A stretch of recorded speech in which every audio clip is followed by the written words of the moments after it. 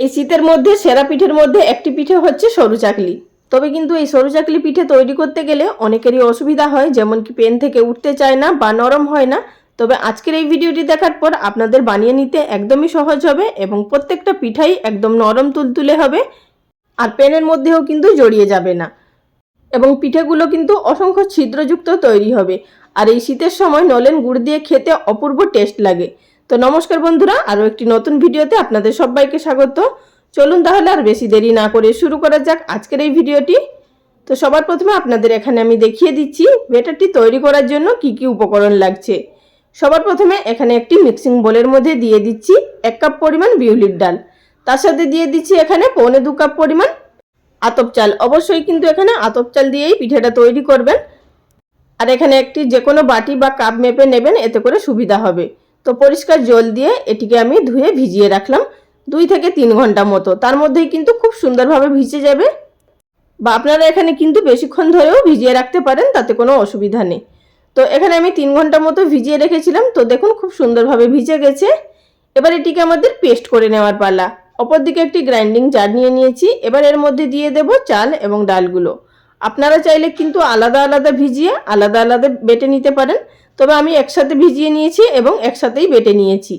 তো এর মধ্যে কিন্তু অল্প পরিমাণেই জল দিয়ে প্রথমে আমাদের বেটে নিতে হবে, খুব বেশি পাতলা করে প্রথমে বাটা যাবে না। এবার কিন্তু এটিকে আমাদের হাত দিয়ে খুব ভালোভাবে ফেটিয়ে নিতে হবে। অবশ্যই কিন্তু হাত দিয়ে ফেটিয়ে নেওয়ার চেষ্টা করবেন, এতে করে পিঠেগুলো কিন্তু খুব ভালো তৈরি হবে, মানে ব্যাটারটাও খুব ভালোভাবে ফেটানো হবে। আর ব্যাটারটি অবশ্যই কিন্তু বাটার সময় অল্প একটু দানা ভাব করে রাখবেন, তাহলেই কিন্তু খুব সুন্দরভাবে পিঠেগুলো তৈরি হবে। তো আমি এখানে কিন্তু খুব ভালোভাবে ফেটিয়ে নিয়েছি প্রায় 5 থেকে 6 মিনিট মতো। এবার এর মধ্যে দিয়ে দিলাম গ্রাইন্ডিং জার ধুয়ে কিছুটা পরিমাণ জল। এই মুহূর্তে কিন্তু আর বেশি জলের ব্যবহার করব না। এবার এটিকে মিশিয়ে ঢাকা দিয়ে রেখে দিলাম 2 থেকে 3 ঘন্টা মতো। তো এখানে আমি 3 ঘন্টা মতো ঢাকা দিয়ে রেখেছিলাম।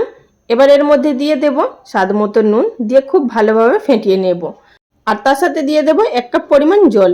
ব্যাটারটা আমাদের কিভাবে পাতলা রাখতে হবে সেটাই আপনাদের দেখিয়ে দিচ্ছি পরে।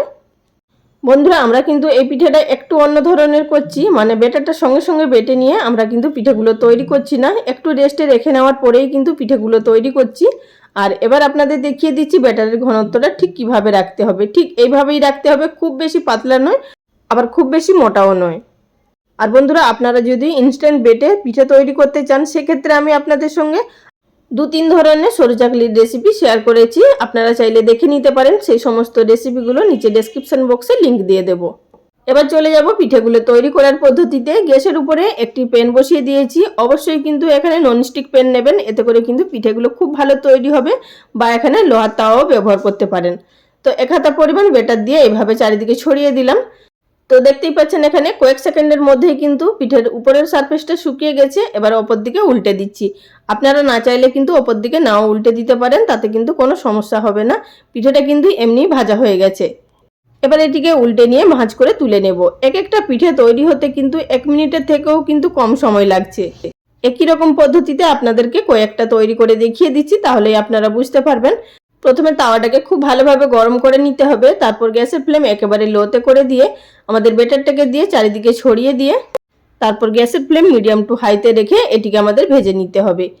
আর বন্ধুরা, তাওয়ার মধ্যে কিন্তু খুব বেশি তেল দেবেন না, তা না হলে কিন্তু পিঠেটা গোল শেপ দেওয়া যাবে না, মানে ছড়ানো যাবে না, গুটিয়ে চলে আসবে। সুতরাং তেলটা একদম হালকাভাবে দিয়ে আপনারা চাইলে কিন্তু মুছেও নিতে পারেন। আমি কিন্তু আর একটাও পিঠে তৈরি করছি, এর মধ্যে আর তেল ব্রাশ করছি না, যেহেতু ননস্টিক প্যান এমনি উঠে আসছে। আর যদি লোহার চাটুতে করেন, সেক্ষেত্রে কিন্তু সামান্য তেল ব্রাশ করে মুছে নেবেন, দেখবেন পিঠেগুলো একদম পারফেক্ট তৈরি হবে। আর বন্ধুরা, আপনাদেরকে আবারও বলে দিচ্ছি, যদি সরু চাকলির মধ্যে নারকেল দিয়েও দেখতে চান, সেই রেসিপিও আপলোড করা আছে। এছাড়াও বন্ধুরা, শীতের বিভিন্ন ধরনের পিঠের রেসিপি বা কেকের রেসিপি বা সবজির রেসিপি চ্যানেলে আপলোড করা আছে, আপনারা চাইলে দেখে নিতে পারেন। প্লেলিস্ট করা আছে। ভিডিও চলাকালীন ছোট্ট একটি অনুরোধ, যদি চ্যানেলে কেউ নতুন দর্শক বন্ধু হয়ে থাকেন আর ভিডিওটি দেখার পর যদি আপনাদের ভালো লাগে, চ্যানেলটি সাবস্ক্রাইব করে নেওয়ার অনুরোধ রইল।